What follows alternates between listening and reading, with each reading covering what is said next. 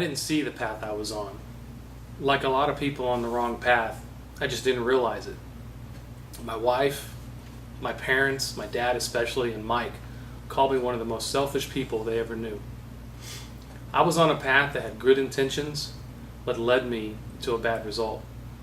When I started my career, I always had it in me to be the best that I could be, to be the best at my job. And to do that, as I worked my way up through the ranks in my company, I began to travel, began to get involved with people and meet folks, and really started getting involved with the work and the social atmosphere that came along with it. After about 3 or 4 years, I was moving up, I was traveling, I was being trusted by the company, I was looked at as a rising star. As I went on these business trips, there would be 1 or 2 a month, several throughout the year, I'd find myself in the situations after hours where I was just hanging out with folks, men and women, and just drinking, and just hanging out and having a good time, letting your guard down, and then slowly but surely, what I thought was a good thing, a thing that I thought I had to do, I had to be with these people, had to show them that I could be there and I was willing to do all aspects of the job. I just slowly started going down the wrong path. Everything was going my way at work. I was rising. I was looked on as a rising star. I was being promoted when I didn't expect it. I was getting bonuses when I didn't expect them. So I thought everything was okay. Eventually, though, I would leave that company and we would move up here to Virginia. We left our family and everyone back home, and we moved up here where we didn't know a soul. The first few months here were probably the loneliest of our lives. We didn't know anybody. We weren't looking to get involved with the church. Even though we were involved in the church down in Georgia, we just weren't interested and didn't want to take the time to really go out and to start that over again. We came back from Christmas vacation that first year we were here. We'd only been here probably about 5 months, and we came back, and then that's when it first hit us that we lived here. This is our home now. This is not just a vacation spot for us. So after looking around, and actually we got a couple of postcards in the mail from J10, and we decided to give that a try. Going to a church and a school wasn't a big deal for us. We had done that down in Georgia, so we gave it a try. The first Sunday we walked in, we were greeted, we were welcomed there, just like we were old friends with folks. We took an opportunity and a step, really a leap of faith, to get involved with a life group. It was there that we started meeting the various folks within the church, started becoming real good friends with Mike. Over the course of the years, I was getting involved with setup and tear down, participating in life groups, even leading a life group at one point. It was really starting to grow. I'd never really prayed in front of anybody, but the life group that I got involved in gave me that opportunity, especially the one that I led. And I remember distinctly the first one I did lead, and my wife making a comment afterwards to the group. That was the first time Kevin had really ever prayed in front of a lot of folks. So I felt like I was growing spiritually at that point. Again, I was still traveling with my job, still going out and doing the right things. It was like I was living one life with the church and with my family, and then when I would go out on the business trips, I was living another. Eventually, the capital campaign at church would start up, and I remember having a lot of conversations with Mike, not sure how I was going to be able to contribute to the campaign. I'd never really been a person who had given all that I should have been given. I gave a little and thought that was okay. I've always been very tight with my finances. Eventually, I did kind of overcome that, and I told Mike, I think I can do it. I think we can make this work.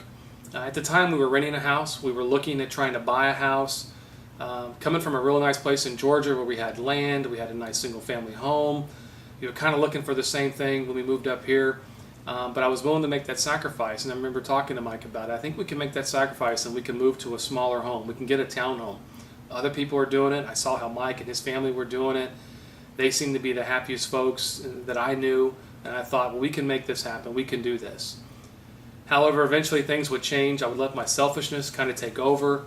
I would, just kind of look around at the surroundings and think, there's these homes out there. There's these nice homes. I can afford one of these if I don't give like I'm supposed to give to the church, or if I don't give to the capital campaign. So eventually we did buy a nice single-family home.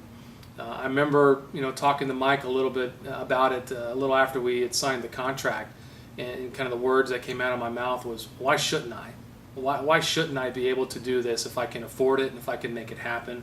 I owe it to my family, to be able to have, for them to provide for them to have a nice place to live. So why shouldn't I be able to take advantage of what I've been given? So again, the tithing really was non-existent. We would give here and there when we thought we could or thought we should, but we really just didn't do a whole lot. When we did buy our home, we found ourselves kind of separated from the folks at our church. I was leading a life group at the time. We moved away. We didn't have anywhere for the life group to really meet. It was getting close to the summertime, so we started to feel really disconnected from the church. Our house was about 30 minutes away from where most of the people in the church lived, so we just found ourselves being disconnected again. At this time, I also started on my graduate degree. I thought this was something I needed to do to further my career. I was still doing well in the new job that had brought me to Virginia, but I thought this would take me to the next level. This would give me that opportunity to move forward in my life.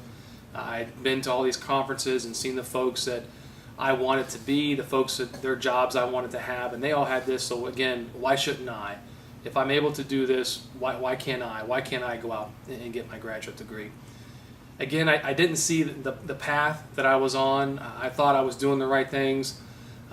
It seemed honest enough to me, but little did I know that my life was about to take a terrible turn for the worst. As part of the graduate degree, we were able to go on a trip, and during that trip, I did, made the ultimate sin against my wife and against my family, and I had an affair. The selfishness in my life was at an all-time high. I remember, getting off that plane that night. What was supposed to be my wife and my two girls, who had baked cakes for me, who had made signs for me. They were going to be there. They were going to be the ones picking me up, hugging my neck like everybody else is when you get off of a plane and you've been gone for 10 to 12 days. Mike was there picking me up because my wife had found out what had happened before I came home, and there was obviously no way that she was going to be able to come and take care of me. Mike was there. I remember seeing him. And then he picked me up and we left. We went and talked for a long time. And then we came home, came back to my house. I was told on the way here, you can't stay there. You're there to get your stuff. She wants to talk to you. And then you need to find somewhere to go. I remember coming home, meeting with Sharon. And I was probably just still as selfish as I could have been. Wasn't really listening. Was just kind of listening to her, and was just kind of okay. We'll go and just kind of going through the motions a little bit. Okay, this is what she wants to do. I'm not really into this, but it would take a few days for the guilt to really start sitting in. Having to sit down with my daughter, and when I came back a couple days later to pick up a few more things, I still wasn't back in the house. There's no way I was coming back in the house, and having to sit there and tell my oldest daughter that Daddy wasn't going to be here. That Daddy had to go away. He had done something terrible. And he had hurt her mommy, and she had to go. I remember wanting to get a picture of her just so I could have a picture on my phone to carry around because I didn't have anything, and she couldn't stop crying well enough for me to take a picture. And I remember getting frustrated at her because she wouldn't really stop crying for me to take that picture. And so that was tough. That was really tough. Just really seeing kind of what it had done, not only to my wife, to my marriage, but to my kids. I remember telling my mom and dad. That was one of the toughest things. I called them the night after I got home. I don't know why I did. It was after I'd left the house. It was after midnight, and I remember calling them. My dad wouldn't hardly speak to me, although it wasn't like he couldn't talk or whatever. It was just, I don't think he wanted to see it. I could sense the disappointment in him.